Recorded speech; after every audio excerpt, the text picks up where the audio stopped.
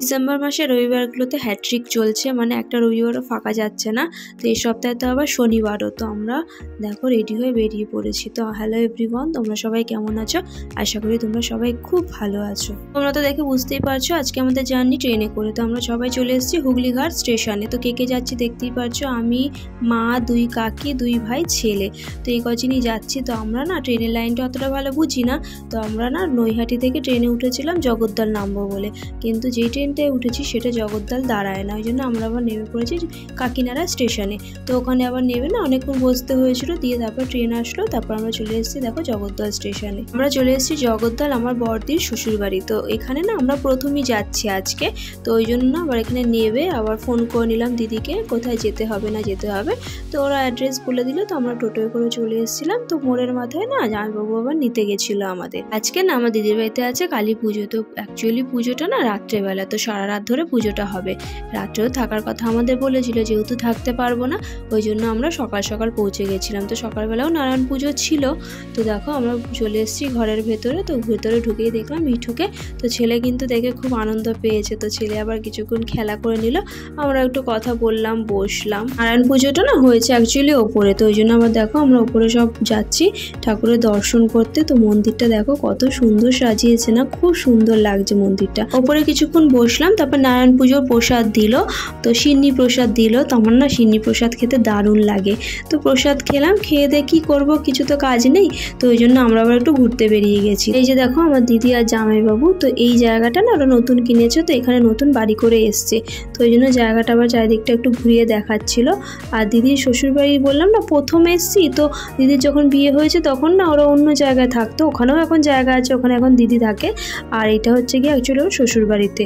তো ওই জন্য আমরা এখানে তো আগে আসিনি, তো ওই জন্য প্রথম এসছি বললাম। আর দেখো ওদের জায়গায় লেবু গাছ ছিল। তো লেবুটা আবার ছেলেকে দেখাচ্ছিলাম হাতে করে। কিছুটা ঘুরে তো আমরা তারপর খেতে বসে পড়েছি। তো দেখো মেনুতে ছিল ভাত, ডাল, আলুর চিপস আর আলু ফুলকপির তরকারি। খাওয়া দাওয়াটা ভালোই হয়েছিল। তো খেয়ে দিয়ে দেখো আবার আমরা কিন্তু অন্যদিকে ঘুরতে যাচ্ছি।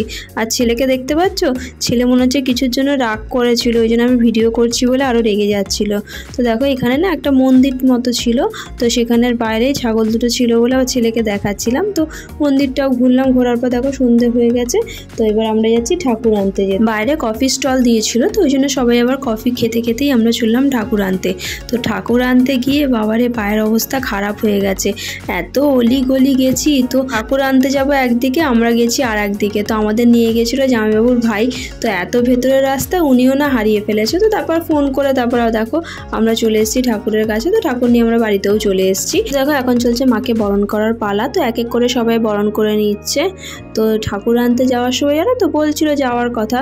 এবার আমরা না শুনেছিলাম যে অনেকটা দূর, ওই জন্য ভেবেছিলাম যাবো না। তার মধ্যে ঠান্ডাও রয়েছে, কিন্তু ছেলের জন্য যেতে হয়েছে আর মাও চেয়েছে অবশ্যই, ওই জন্যই গেছি। আর সন্ধ্যের পর তো একটু না গ্রাম সাইড ওই জায়গাটা। তো সন্ধ্যের পর পুরো অন্ধকারই বলতে পারো, মানে খুব একটা জমজমট আমাদের এখানকার মতো না। জামাইবাবুরা 3 ভাই মিলে মাকে মায়ের স্থানে নিয়ে যাচ্ছে। আর দেখো বাড়িটা কত সুন্দর লাগছে না, লাইটিংটা বেশ সুন্দরই দিয়েছে তাই না। দেখতে কিন্তু অনেকটাই রাত হয়ে যাচ্ছে, এবার আমাদের বাড়ি যেতে হবে। আর যেহেতু আমরা ট্রেনের লাইনটা ভালো বুঝি না, তো ওই জন্য সেই বুঝে আমাদের তাড়াতাড়িও বেরোতে হবে। এখন না খেতে বসার তো টাইমই নেই, আর বসে খেতেও পারতাম না। তো ওই জন্য ওরা পার্সেল দিয়েছিল। তো পার্সেলে ছিল রাইস, আলুর দম আর পায়েস। তো দেখো আমরা কিন্তু বেরিয়ে পড়েছি টোটো করে। তো এখানে না টোটো পাওয়া খুব মুশকিল। তো একজন এসেছিলো টোটোয় করে, তো সেই টোটোয় করে দেখো আমরা চলে এসেছি। তো আমরা না জগদ্দল স্টেশনে আর নামিনি, ট্রেনটা যেহেতু পাবো না বলে আমরা সোজা টোটো করে চলে এসেছি নৈহাটি স্টেশনে। এখানে এসে আমরা ট্রেনটা পেয়ে গেছিলাম লাকিলি। তো দেখো ট্রেনে বসে তারপর মা আর কাকি গেছিলো একটু খাবার আনতে। তো চানা, অনেকদিন ধরে চানা খেতে ইচ্ছা করছে, তো একটু চানা নিয়ে আসলো। আর ছেলের জন্য কেক নিয়ে এসেছিলো আর ঘুগনি নিয়ে এসেছিলো। তো সবাই মিলে আমরা আবার খেয়ে নিলাম। ভিডিওটা না আমার সেজো ভাইকে দিয়ে করিয়েছি। তো যে কটা ভিডিও ওকে দিয়ে করিয়েছি প্রত্যেকটা ভিডিওর হাত একবার না একবার সামনে এসছি। আবার এটাও বলে দিতে হচ্ছে যে একটু ঘুরিয়ে দেখা, এই কর সেই কর। তো দেখো খেতে খেতে আমরা কিন্তু চলে এসেছি হুগলিঘাট স্টেশনে। তো এখানে নেমে পড়েছি। আজকে সারাদিনটা বেশ ভালোই কাটলো ঘুরে ঘাড়ে। তো স্টেশনে নেবে না মেজো কাকি কাকাকে ফোন করেছিল, তো কাকা নিচেই ছিল।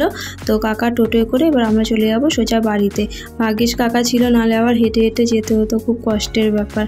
তো আজকের ভিডিওটা এই পর্যন্তই। তোমাদের কেমন লাগলো অবশ্যই জানিও। আর ভিডিওটা ভালো লাগলে লাইক, কমেন্ট, শেয়ার করতে ভুলো না কিন্তু। Bye bye.